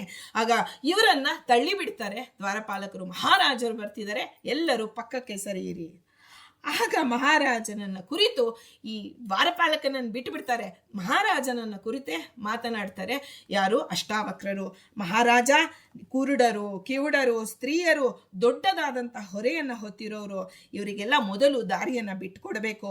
ಮಹಾರಾಜ ಎದುರಾಗೆ ಬಂದಾಗ ಅವನಿಗೆ ಗೌರವದಿಂದ ನಾವು ದಾರಿ ಬಿಟ್ಕೊಡ್ಬೇಕು ಅನ್ನೋದು ನಿಜ. ಆದರೆ ಒಬ್ಬ ಬ್ರಾಹ್ಮಣ, ಶಾಸ್ತ್ರ ಓದಿದಂತಹ ಒಬ್ಬ ಬ್ರಾಹ್ಮಣ ಎದುರಿಗೆ ಬಂದರೆ ಮಹಾರಾಜನು ಸಹಿತ ಅವನಿಗೆ ದಾರಿಯನ್ನು ಬಿಟ್ಕೊಡ್ಬೇಕು ಅಂತ ವೇದ ಹೇಳ್ತಾ ಇದೆ ಅಂತ ಅಷ್ಟಾವಕ್ರರು ಹೇಳ್ತಾರೆ. ಆಗ ಆ ಒಂದು ಬಾಲಕನ ಮಾತನ್ನ ಕೇಳಿ ಆ ಜನಕ ಮಹಾರಾಜರು ಪ್ರಶಂಸೆ ಮಾಡ್ತಾರೆ. ಹೌದು, ವೇದದಲ್ಲಿ ಹೇಳಿದ್ದನ್ನೇ ನೀನು ಹೇಳಿದ್ಯಪ್ಪ. ಬ್ರಾಹ್ಮಣರಲ್ಲಿ ಚಿಕ್ಕೋರು ದೊಡ್ಡವರು, ಇವನು ಚಿಕ್ಕ ಬ್ರಾಹ್ಮಣ ದೊಡ್ಡ ಬ್ರಾಹ್ಮಣ ಅನ್ನೋದು ಇಲ್ಲವೇ ಇಲ್ಲ. ಬ್ರಾಹ್ಮಣ ಅಂದ್ರೇನೆ ಗೌರವಕ್ಕೆ ಅರ್ಹನಾಗಿದ್ದಾನೆ. ಅದರಿಂದ ನಾನು ನಿನಗೆ ಹಾದಿಯನ್ನ ಬಿಡ್ತಾ ಇದ್ದಾನೆ, ನೀನು ಮುಂದೆ ಹೋಗು. ಆಗ ಅಷ್ಟಾವಕ್ರರು ಹೇಳ್ತಾರೆ, ನಿಮ್ಮ ದ್ವಾರಪಾಲಕ ನಮ್ಮನ್ನ ತಡೆದಿದ್ದಾನೆ. ಆಗ ರಾಜನ್ ನೋಡ್ತಾನೆ, ಯಾಕೆ ತಡೆದಿದ್ದೀರಾ ಇವ್ರನ್ನ? ಆಗ ವಂದಿ ಆಜ್ಞೆ ಆಗಿದೆ ಸ್ವಾಮಿ, ಬಾಲಕರೆಲ್ಲ ಪ್ರವೇಶವ ಮಾಡುವಂತಿಲ್ಲ. ನೋಡುವವರ ಕಣ್ಣಿಗೆ ಇವರು ಬಾಲಕರೇ ಹೊರತು, ಆದರೆ ಅದು ಜನಕ ಮಹಾರಾಜನಿಗೆ ಗೊತ್ತು, ದ್ವಾರಪಾಲಕರಿಗೆ ಏನು ಗೊತ್ತು. ಆದರೆ ಆ ಒಂದು ವ್ರತಾನುಷ್ಠಾನ ಇವ್ರು ಹೇಳ್ತಾರೆ, ಅಷ್ಟಾವಕ್ರ ಮಹರ್ಷಿಗಳು, ನಾವು ವ್ರತಾನುಷ್ಠಾನಗಳನ್ನು ನಿಯಮದಿಂದ ಮಾಡ್ತಾ ಇದ್ದೀವಿ, ಗುರುಗಳ ಶುಶ್ರೂಷೆ ಜಿತೇಂದ್ರಿಯತೆಯಿಂದ ಕೂಡಿದ್ದ ವೇದಾಭ್ಯಾಸವನ್ನು ನಾವು ಮಾಡ್ತಾ ಇದ್ದೀವಿ, ಜ್ಞಾನ ಯೋಗದಲ್ಲಿ ನಾವು ಪ್ರವೀಣರಾಗಿದ್ದೇವೆ. ಹೀಗಿರಿಂದ ಈ ಶರೀರವನ್ನು ನೋಡಿ, ಶರೀರ ವೃದ್ಧಿಯಿಂದ ಜ್ಞಾನ ವೃದ್ಧಿಯಾಗತ್ತೆ ಅಂತ ತಿಳಿಯೋದು ನಮ್ಮ ತಪ್ಪು. ಈಗ ನೋಡಿ, ಪುಟ್ಟ ಮಗು ಅದಾದಮೇಲೆ ಬಾಲಕ ಆಯಿತು, ಬಾಲಕ ಆದಮೇಲೆ ಯೌವನಕ್ಕೆ ಬಂತು. ಹೀಗೆ ದೇಹ ಬೆಳೀತಾ ಬೆಳೀತಾ ಬೆಳೀತಾ ಹೋಯ್ತು. ಅಂದರೆ ಬೆಳವಣಿಗೆ ಮುನ್ನಡೆ ಉಂಟಾಗಿದೆ ಬೆಳವಣಿಗೆಯಲ್ಲಿ. ಆದರೆ ಜ್ಞಾನದಲ್ಲಿ ಹಾಗಲ್ಲ. ಜ್ಞಾನ ಅನ್ನೋದು ಅದು ಮುನ್ನಡೆಯೂ ಆಗತ್ತೆ, ಹಿನ್ನಡೆಯೂ ಆಗತ್ತೆ. ಎರಡೂ ರೀತಿಯಲ್ಲಿ ಬೆಳವಣಿಗೆ ಇದೆ. ನಮಗೆ ಹ್ರಾಸವೂ ಇದೆ ಜ್ಞಾನ. ಎಷ್ಟೋ ಕಾಲದಲ್ಲಿ ನಮಗೆ ಕರ್ಮಾನುಸಾರ ಬುದ್ಧಿ ಬಂತು. ನಾವು ಹೇಳ್ತೀವಿ, ಅಲ್ಲ ನೀವು ಇಷ್ಟು ಬುದ್ಧಿವಂತರಾಗಿದ್ದೀರಾ, ಈ ಸಿಚುಯೇಷನಲ್ಲಿ ಯಾಕೆ ಈ ರೀತಿ ನಡ್ಕೊಂಡ್ರಿ? ಅಯ್ಯೋ ನನಗೆ ಬುದ್ಧಿಗೆ ಏನಾಗಿತ್ತೋ ಏನೋ ಅಂತ ನಮ್ಮನ್ನೇ ನಾವು ಹೀಗಳಿಕೊಳ್ಳೋದು ಬೇಕಾದ ಸಲಿ ಕಂಡಿದ್ದೀವಿ. ಜ್ಞಾನ ಅನ್ನೋದು ಈ ರೀತಿ ಮುನ್ನಡೆಯಾದ ಬೆಳವಣಿಗೆನೆ ಅಂತ ಇಲ್ಲ. ದೇಹದ ಬೆಳವಣಿಗೆಯಂತೆ ಜ್ಞಾನದ ಬೆಳವಣಿಗೆ ಇರೋದಿಲ್ಲ. ಅದರಿಂದ ನಾನು ವಾದ ಮಾಡೋಕ್ಕೋಸ್ಕರನೇ, ವಂದಿಯೊಡನೆ ವಾದ ಮಾಡೋಕ್ಕೋಸ್ಕರನೇ ನಾನು ಬಂದಿದ್ದೀನಿ ಅಂತ ಅಷ್ಟಾವಕ್ರರು ಜನಕ ಮಹಾರಾಜನಿಗೆ ಹೇಳ್ತಾರೆ. ಜನಕ ಮಹಾರಾಜ ಆಗ ಯೋಚನೆ ಮಾಡ್ತಾನೆ, ಎಂತೆಂಥ ವೇದಾಂಗ ಪಾರಂಗತರೆಲ್ಲ ವಿದ್ವಾಂಸರು ಅವನ ಮುಂದೆ ಸೋಲೊಪ್ಕೊಂಡ್ಬಿಟ್ಟಿದ್ದಾರೆ, ಆದರೆ ನೀನಿನ್ನೂ ಈ ಬಾಲಕ ಅಪ್ಪ, ಈ ಸಾಹಸ ಮಾಡಬೇಡ ಅಂದಾಗ, ಇಲ್ಲ, ನಾನು ಸೂರ್ಯ ಬಂದೊಡನೆ ಹೇಗೆ ಮಿನುಗುವಂತಹ ನಕ್ಷತ್ರಗಳು ಮಾಯವಾಗುತ್ತೋ ಹಾಗೆ ನಾನು ವಂದಿಯನ್ನು ಖಂಡಿತವಾಗಿ ಸೋಲಿಸ್ತೇನೆ. ಆಗ ಅವ್ರು ಹೇಳ್ತಾರೆ, ದೃಢವಾದ ವಿಶ್ವಾಸದಿಂದ ಮಾತನಾಡಿದಾಗ ಆ ಜನಕ ಮಹಾರಾಜನಿಗೆ ಹಾಗಾದರೆ ಮೊದಲು ನನ್ನೊಡನೆ ವಾದ ಮಾಡು, ಮೊದಲು ಬಾಲಕನನ್ನು ಪರೀಕ್ಷೆ ಮಾಡಬೇಕಲ್ಲ, ಒಂದೇ ಸಲಕ್ಕೆ ವಂದಿ ಹತ್ರ ಕಳಿಸೋ ಬದಲು ನನ್ನೊಂದಿಗೆ ಮಾಡು. ಆಗ ಆ ಜನಕ ಮಹಾರಾಜ ಕೇಳ್ತಾರೆ, ಒಂದು ಪ್ರಶ್ನೆ ಕೇಳಿದಾಗ 30 ಅಂಶಗಳನ್ನು, 12 ವಿಭಾಗಗಳನ್ನು, 24 ಪರ್ವಗಳನ್ನು, 160 ಕಾಲುಗಳನ್ನು ಹೊಂದಿರತಕ್ಕಂಥ ಒಂದು ಸಂಗತಿ ಯಾವುದು ಅಷ್ಟಾವಕ್ರರೇ ಅಂತ ಕೇಳಿದಾಗ ಅಷ್ಟಾವಕ್ರರು ಹೇಳ್ತಾರೆ, 1 ವರ್ಷದ ಕಾಲಮಾನ ಅದು, ಶರೀರದಲ್ಲಿರ್ತಕ್ಕಂಥ ಸಹಸ್ರಾರ ಚಕ್ರ ಅಂತ ಹೇಳಿ ಅಧ್ಯಾತ್ಮ ಪರವಾಗಿ ಲೌಕಿಕದ ಪರವಾಗಿ ಉತ್ತರ ಹೇಳ್ತಾರೆ. ರಾಜ ಮತ್ತೆ ಕೇಳ್ತಾನೆ, ರಥಕ್ಕೆ ಕಟ್ಟಲ್ಪಟ್ಟಂಥ 2 ಕುದುರೆಗಳಂತಿರುವ ಗಿಡುಗಳಂತೆ ಹಠಾತ್ ಬಂದು ನಮ್ಮ ಮೇಲೆ ಬೀಳ್ತಕ್ಕಂಥ 2 ವಸ್ತುಗಳು ಯಾವುದು ಅಷ್ಟಾವಕ್ರರೇ? ಆಗ ದೇವತೆಗಳ ಮಧ್ಯದಲ್ಲಿ ಯಾರು ಅವುಗಳಲ್ಲಿ ಗರ್ಭಧಾರಣೆಯಾಗುವಂತೆ ಮಾಡ್ತಾರೆ ಅಂತ ಮುಂದುವರೆದು ಕೇಳ್ತಾನೆ. ಅವುಗಳು ಏನನ್ನ ಪ್ರಸವಿಸುತ್ತೆ? ಹೀಗೆ ಪ್ರಶ್ನೆಯ ಮೇಲೆ ಪ್ರಶ್ನೆ ಕೇಳ್ತಾ ಹೋಗ್ತಾನೆ. ಆಗ ಅಷ್ಟಾವಕ್ರರು ಹೇಳ್ತಾರೆ, ಮಿಂಚು ಸಿಡಿಲು, ಆ ಒಂದು ದುಃಖ ಮೃತ್ಯು, ಮೇಘರಾಜ ಮನಸ್ಸು, ಈ 2 ಗಿಡುಗನಂತೆ ಬೀಳಿಸಿ ನಮಗೆ ಆಘಾತವನ್ನು ಉಂಟು ಮಾಡುತ್ತೆ. ರಾಜ ಮತ್ತೆ ಕೇಳ್ತಾನೆ, ಯಾವ ಪ್ರಾಣಿ ನಿದ್ರಿಸುವಾಗ ಕಣ್ಣು ಮುಚ್ಚೋದಿಲ್ಲಪ್ಪ, ಹುಟ್ಟಿದ ಮೇಲೂ ಚಲಿಸದಂತಹ ವಸ್ತು ಯಾವುದು ಅಂದಾಗ ಆ ಯಾವುದಕ್ಕೆ ಹೃದಯವಿಲ್ಲ, ವೇಗದಿಂದಲೇ ಯಾವುದು ವರ್ಧಿಸತ್ತೆ. ನೋಡಿ, ಒಂದು ಪ್ರಶ್ನೆಯಲ್ಲಿ 10 ಪ್ರಶ್ನೆಗಳನ್ನು ಕೂಡಿಸಿ ಕೇಳಿರ್ತಾನೆ ರಾಜ. ಆಗ ಎಲ್ಲ ಪ್ರಶ್ನೆಗೆ ಅಷ್ಟಾವಕ್ರರು ಸಮಾಧಾನದಿಂದ ಉತ್ತರ ಕೊಡ್ತಾರೆ. ಮೀನು ನಿದ್ರಿಸವಾಗಲು ಕಣ್ಣು ಮುಚ್ಚೋದಿಲ್ಲ, ಮೊಟ್ಟೆ ಹುಟ್ಟಿದ ನಂತರವೂ ಚಲಿಸೋದಿಲ್ಲ, ಕಲ್ಲಿಗೆ ಹೃದಯವಿಲ್ಲ, ನದಿಯ ಪ್ರವಾಹ ವೇಗದಿಂದ ವರ್ಧಿಸ್ತಾ ಹೋಗುತ್ತೆ. ನದಿ ಹರಿತಾ ಹರಿತಾ ಹರಿತಾ ಒಂದು ವೇಗ ಅದ ಮುಂದೆ ಹೋಗ್ತಾ ನೋಡಿ ವೇಗ ಪ್ರವೃದ್ಧಮಾನಕ್ಕೆ ಬರ್ತಾ ಹೋಗುತ್ತೆ. ಚಿದ್ರೂಪನಾದಂಥ ಭಗವಂತ ನಿದ್ರಿಸುವಾಗಲೂ ಜೀವಿಗಳಲ್ಲಿ ಎಚ್ಚರವಾಗಿಯೇ ಇರ್ತಾನೆ. ಬ್ರಹ್ಮಾಂಡವು ಹೀಗೆ ನೋಡಿ, ಅಧ್ಯಾತ್ಮ ಪರ ಲೌಕಿಕದ ಪರ 2 ರೀತಿಯಲ್ಲಿ ಉತ್ತರ ಕೊಡ್ತಾ ಹೋಗ್ತಾರೆ ಅಷ್ಟಾವಕ್ರರು. ಅಂತಹ ಪ್ರಚಂಡ ಜ್ಞಾನಿಗಳು. ನಾವು ಒಂದು ಪ್ರಶ್ನೆಗೆ ಒಂದು ಉತ್ತರ ಕಂಡುಕೊಳ್ಳೋ ಅಷ್ಟೊತ್ತಿಗೆ ಯಾವ ಪ್ರಶ್ನೆ ಯಾವ ಉತ್ತರ ಅಂತ ನಮಗೆ ತಬ್ಬಿಬ್ಬಾಗಿರ್ತೇವೆ. ಆದರೆ 2 ರೀತಿಯಲ್ಲಿ ಉತ್ತರ ಕೊಡ್ತಾ ಹೋಗ್ತಾರೆ. ಬ್ರಹ್ಮಾಂಡವು ಆವಾಗಲೇ ಹೇಳಿದ್ರು, ಒಂದು ಮೊಟ್ಟೆ ಹುಟ್ಟಿದ ನಂತರವೂ ಚಲಿಸೋದಿಲ್ಲ ಅಂತ. ಆದರೆ ಅಧ್ಯಾತ್ಮ ಪರವಾದ ಅರ್ಥ, ಬ್ರಹ್ಮಾಂಡವು ಚಲಿಸುವುದಿಲ್ಲ, ಅದು ಸೃಷ್ಟವಾದ ಮೇಲೂ ಚಲಿಸೋದಿಲ್ಲ. ಹೀಗೆ ಶರೀರ ಇಲ್ಲದವನಿಗೆ ಹೃದಯದ ಸಂಬಂಧವೇ ಇಲ್ಲ. ಚಿತ್ತವೆಂಬ ನದಿ ಯೋಗಿಯಲ್ಲಿ ಸಮಾಧಿಯ ಕಡೆ ವೇಗ ವೇಗ ವೇಗ ವರ್ಧಿಸಿಕೊಂಡು ಆ ಸಮಾಧಿ ಅವಸ್ಥೆಯ ಕಡೆ ಚಲಿಸತ್ತೆ. ಹೀಗೆ ಅಷ್ಟಾವಕ್ರರು ನೀಡಿದ ಉತ್ತರಗಳಿಂದ ಸಂತುಷ್ಟರಾಗ್ಬಿಡ್ತಾರೆ ಜನಕ ಮಹಾರಾಜರು. ಬಂದು ಒಳಗಡೆ ಬಾ, ನನ್ನ ಜೊತೆಗೆ ಬಾ ಅಂತ ರಾಜರೇ ಕರೆದುಕೊಂಡು ಅಷ್ಟಾವಕ್ರರನ್ನ ಕರೆದುಕೊಂಡು ಹೋಗ್ತಾರೆ. ಆಗ ಅಲ್ಲಿ ಎಲ್ಲರೂ ವಕ್ರದೇಹಿಯಾದಂತಹ ಆ ಅಷ್ಟಾವಕ್ರರನ್ನು ನೋಡಿ ಅಲ್ಲಿರ್ತಕ್ಕಂಥ ಎಲ್ಲ ಪಂಡಿತರು ನಗುತ್ತಾರೆ. ಏನು ಒಬ್ಬರಲ್ಲ ಇಬ್ಬರಲ್ಲ, ಅದು ಸಾಮಾನ್ಯ ಜನಗಳಲ್ಲ, ಎಲ್ಲರೂ ಪಂಡಿತರು. ಎಲ್ಲರೂ ಅವರು ನಕ್ಕಾಗ ಇವರ ಮನಸ್ಸಿಗೆ ಇನ್ನೆಷ್ಟು ಕ್ಷೋಭೆ ಉಂಟಾಗಿರಬೇಡ. ಆಗ ಅವ್ರು ಹೇಳ್ತಾರೆ, ನನ್ನ ತಪ್ಪಿಗೆ ಭಗವಂತ ಶಿಕ್ಷೆ ನೀಡ್ತಿದ್ದಾನೆ, ಆದರೆ ವೇದಾಂತದ ಪರವಾಗಿ ನಾನು ಇವರಿಗೆ ಉತ್ತರ ಕೊಡಲೇಬೇಕು ಅಂತ ಹೇಳಿ ಅವತ್ತು ಸಂಕಲ್ಪ ಮಾಡಿ ಮಾತನಾಡ್ತಾರೆ. ಇವ್ರು ಯಾರೆಲ್ಲರೂ ನಕ್ರಲ್ಲ, ಅದಕ್ಕಿಂತ ಹೆಚ್ಚಿನಾಗಿ ಜೋರಾಗಿ ಅಷ್ಟಾವಕ್ರರೇ ನಗೋದಕ್ಕೆ ಪ್ರಾರಂಭ ಮಾಡ್ತಾರೆ.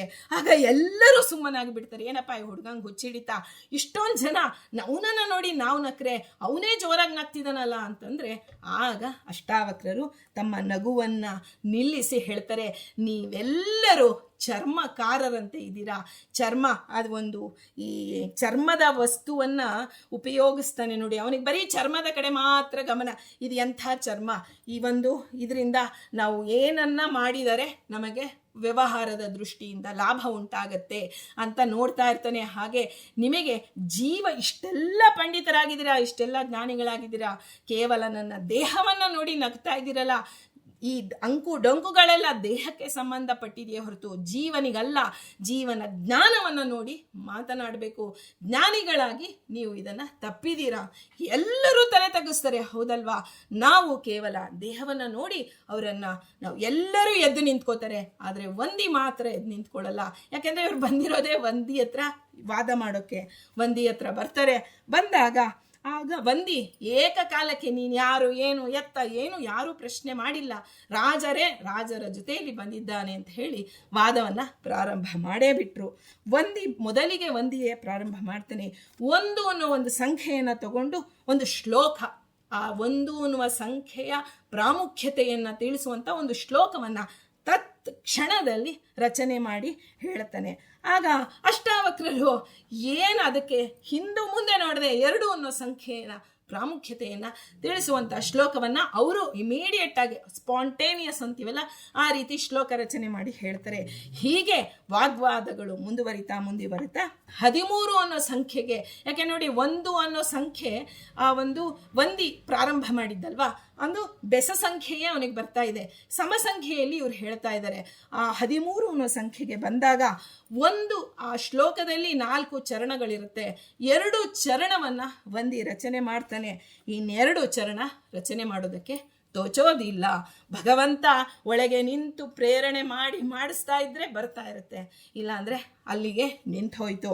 ಆಗ ಆ ಒಂದು ಕ್ಷಣ ಮಾತ್ರವೂ ಅವರು ಹಿಂದೆ ಮುಂದೆ ನೋಡದೆ ಅಷ್ಟಾವಕ್ರರು ಅದನ್ನು ಸಂಪೂರ್ಣಗೊಳಿಸ್ತಾರೆ. 13 ಅನ್ನೋ ಸಂಖ್ಯೆಯ 2 ಚರಣವನ್ನು ವಂದಿ ಮಾಡಿರ್ತಾನೆ.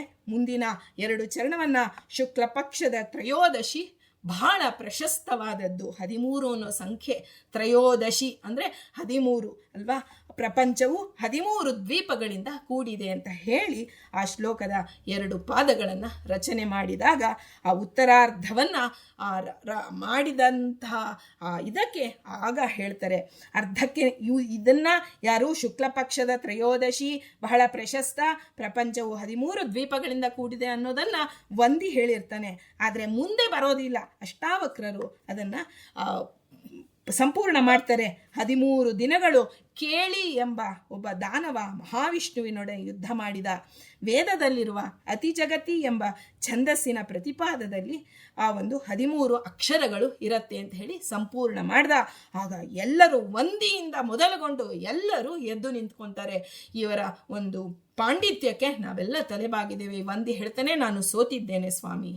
ಆಗ ಎಲ್ಲ ಬ್ರಾಹ್ಮಣರು ಅಲ್ಲಿರ್ತಕ್ಕಂಥ ಎಲ್ಲರೂ ಹೇಳ್ತಾರೆ, ಹಿಂದೆ ಎಲ್ಲ ನಮ್ಮ ಎಷ್ಟೋ ಜನರ ಸೋತಾಗ ವಂದಿ ನಮ್ಮೆಲ್ಲರ ಸುಮಾರು ಬ್ರಾಹ್ಮಣರನ್ನು ಜಲದಲ್ಲಿ ಮುಳುಗಿಸಿದ. ಈಗ ವಂದಿಗೂ ಅದೇ ಕೆಲಸ ಮಾಡಬೇಕು, ಅವರ ಕೈ ಕಾಲುಗಳನ್ನು ಕಟ್ಟಿ ನದಿಯಲ್ಲಿ ಮುಳುಗಿಸಿ ಎಂದಾಗ ಆಗ ಅಷ್ಟಾವಕ್ರರು ಹೇಳ್ತಾರೆ, ನಾನು ಯಾವ ಬ್ರಾಹ್ಮಣನನ್ನು ಆ ರೀತಿ ಮಾಡೋದಕ್ಕಾಗಿ ಬಂದಿಲ್ಲ.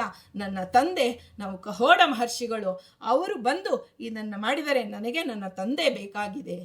ನನ್ನ ತಂದೆಯೊಂದಿಗೆ ಯಾರನ್ನ ಮುಳುಗಿಸಿದ್ರಲ್ಲ ಎಲ್ಲರೂ ನಮಗೆ ಬರಬೇಕು. ಮತ್ತೆ ಆಗ ವಂದಿ ಹೇಳ್ತಾರೆ, ನಾನು ವರುಣದೇವರ ಮಗ, ವರುಣದೇವರು ಯಜ್ಞ ಮಾಡ್ತಿದ್ದಾರೆ, ಅದಕ್ಕಾಗಿ ಇಲ್ಲಿರುವ ಬ್ರಾಹ್ಮಣರನ್ನು ಅಲ್ಲಿಗೆ ಜಲಮಾರ್ಗದಲ್ಲಿ ನಾನು ಕಳಿಸಿ ಅವರು ಎಲ್ಲ ಸಮ್ಮಾನದಿಂದ ಬಹುಮಾನಪೂರ್ವಕವಾಗಿ ವರುಣದೇವರಿಂದ ಸಮ್ಮಾನ ಪಡೆದು ಬಹುಮಾನಪೂರ್ವಕವಾಗಿ ಮತ್ತೆ ಬರ್ತಾರೆ ಎಂದಾಗ ವರುಣದೇವರು ಎಲ್ಲರನ್ನ ಕಳಿಸಿಕೊಡ್ತಾರೆ. ಆಗ ಆ ಕ್ಷಣದಲ್ಲಿ ಎಲ್ಲ ಬ್ರಾಹ್ಮಣರೊಂದಿಗೆ ಕಹೋಡರು ಬರ್ತಾರೆ. ಬಂದಾಗ ಆ ಕ್ಷಣದಲ್ಲಿ ಆ ಅಷ್ಟಾವಕ್ರರನ್ನು ನೋಡಿದಾಗ ತಕ್ಷಣವೇ ತನ್ನ ಮಗ ನೋಡಿ, ತಂದೆ ತಾಯಿಗಳಿಗೆ ಕಣ್ಣು ಮುಚ್ಚಿ ತಮ್ಮ ಮಕ್ಕಳನ್ನ ಒಂದು ನೋಡಿದ ತಕ್ಷಣ ಹೃದಯ ಮಾತನಾಡುತ್ತೆ, ಕಣ್ಣುಗಳು ಮಾತನಾಡೋದಲ್ಲ, ಹೃದಯ ಮಾತನಾಡುತ್ತೆ. ಆ ಕಹೋಡರಿಗೆ ಗೊತ್ತಾಗೋಯ್ತು, ಅಷ್ಟಾವಕ್ರರನ್ನು ನೋಡಿದ ತಕ್ಷಣ ಇವನು ನನ್ನ ಮಗ. ಓಡಿ ಬಂದರು, ತನ್ನ ಮಗನನ್ನು ನೋಡಿ ಕಣ್ಣೀರು ಸುರಿಸ್ತಾರೆ. ನನ್ನಿಂದಾಗಿ 8 ರೀತಿಯ ವಕ್ರತೆ, ಆದರೆ ಇಂತಹ ವಕ್ರತೆಯಿಂದೊಡಗೂಡಿದ ಮಗ ಇವತ್ತು ನನ್ನನ್ನು ಮತ್ತೆ ಈ ಹೊರ ಜಗತ್ತಿಗೆ ಕರೆದುಕೊಂಡು ಬಂದ ಅಂತ ಹೇಳಿ ಇಬ್ಬರು ತಂದೆಯನ್ನು ನೋಡಿ ವೇದೋಕ್ತವಾಗಿ ನಮಸ್ಕಾರ ಮಾಡ್ತಾರೆ. ಪ್ರವರ ಹೇಳಿ, ತಂದೆ ಗುರುಸ್ಥಾನೆ, ತಂದೆಯೇ ಮೊದಲ ಗುರು. ಯಾಕೆಂದರೆ ಗಾಯತ್ರಿ ಮಂತ್ರವನ್ನು ಉಪದೇಶ ಮಾಡಿರ್ತಾನೆ. ಆದರೆ ಆ ಒಂದು ತಂದೆಯನ್ನು ನೋಡಿ ಭಾವುಕರಾಗಿ ಬಿಡ್ತಾರೆ ಅಷ್ಟಾವಕ್ರರು. ದೀರ್ಘದಂಡ ನಮಸ್ಕಾರ ಮಾಡ್ತಾರೆ. ಮಾಡಿ ಎಲ್ಲರಿಂದ ಬೀಳ್ಕೊಂಡು ಜನಕ ಮಹಾರಾಜನಿಂದ ಸರ್ವ ಸಂಪತ್ತನ್ನು ತೆಗೆದುಕೊಂಡು, ಕಹೋಡರು ಬಂದಿರ್ತಾರಲ್ವ ಸಂಪತ್ತು ಬೇಕು ಅಂತ, ಎಲ್ಲವನ್ನ ಕೊಡ್ತಾನೆ ಜನಕ ಮಹಾರಾಜ. ಇಂತಹ ಒಂದು ಮಗನೇ ನಿನಗೆ ಸಂಪತ್ತು, ಇಂತಹ ಮಗನನ್ನು ಜಗತ್ತಿಗೆ ಕೊಟ್ಟಿದ್ಯಾ, ನಾನು ನಿನ್ನನ್ನು ಬೇಡ್ತಾ ಇದ್ದೀನಿ, ಇವನ ಶಿಷ್ಯತ್ವ ನನಗೆ ಬೇಕು ಅಂತ ಹೇಳಿ ಜನಕ ಮಹಾರಾಜರು ಅಷ್ಟಾವಕ್ರರ ಶಿಷ್ಯರಾಗ್ತಾರೆ. ಎಲ್ಲ ಸಂಪತ್ತಿನಿಂದೊಡಗೂಡಿ ಕಹೋಡರು ಬರ್ತಾರೆ. ಈ ವಿಷಯ ಒಂದು ಉದ್ದಾಲಕರಿಗೆ, ಸುಜಾತೆಗೆ ಈಗಾಗಲೇ ತಲುಪಿಸಿ ಬಿಡ್ತಾರೆ ರಾಜರು. ಬಂದಾಗ ಸುಜಾತೆ ನೋಡ್ತಾಳೆ, ತನ್ನ ಪತಿ ಮಗನನ್ನು ಕರೆದುಕೊಂಡು ಬರ್ತಾ ಇದ್ದಾನೆ. ಮಗ ಓಡಿ ಬಂದು ಆ ಮಗು ಕುಂಟುತ್ತಾ ಬರುತ್ತೆ. ನೋಡಿದಾಗ ತಂದೆ ತಾಯಿ ಕಣ್ಣಲ್ಲಿ ನೀರು ಸುರಿದೋಗುತ್ತೆ. ಎಂತಹ ಪ್ರಚಂಡವಾದ ಪಾಂಡಿತ್ಯ, ಆದರೆ ಇಷ್ಟು ರೀತಿ ವಕ್ರತೆ ಆಗೋಗಿದೆ. ಅದು ನನ್ನ ಶಾಪದಿಂದಾಗಿ ಇಂಥ ಇಬ್ಬರ ಕಣ್ಣಲ್ಲಿ, ತಂದೆ ತಾಯಿಗಳ ಕಣ್ಣಲ್ಲಿ ನೀರು ಬರುತ್ತೆ. ಆದರೆ ತಂದೆ ತಾಯಿಯನ್ನು ಒಟ್ಟಿಗೆ ನಿಲ್ಲಿಸಿ ಅಷ್ಟಾವಕ್ರರು ನಮಸ್ಕಾರ ಮಾಡ್ತಾರೆ. ಪ್ರಪ್ರಥಮ ನಮಸ್ಕಾರ, ವೇದೋಕ್ತವಾದ ನಮಸ್ಕಾರ. ತಾಯಿ ತಂದೆಗೆ ನಮಸ್ಕಾರ ಮಾಡೋದಕ್ಕೆ ಎಷ್ಟು ಜನ್ಮದ ಪುಣ್ಯ ಪಡ್ಕೋಬೇಕೋ ಅದು ಆ ಕಹೋಡರಿಗೆ ಹಾಗೂ ಅಷ್ಟಾವಕ್ರರಿಗೆ, ಸುಜಾತೆಗೆ ಎಲ್ಲರೂ ಭಾವುಕರಾಗ್ತಾರೆ. ಆಗ ಆ ಅಷ್ಟಾವಕ್ರರನ್ನು ನೋಡಿ ಕಹೋಡರು ಒಂದು ಮಾತು ಹೇಳ್ತಾರೆ.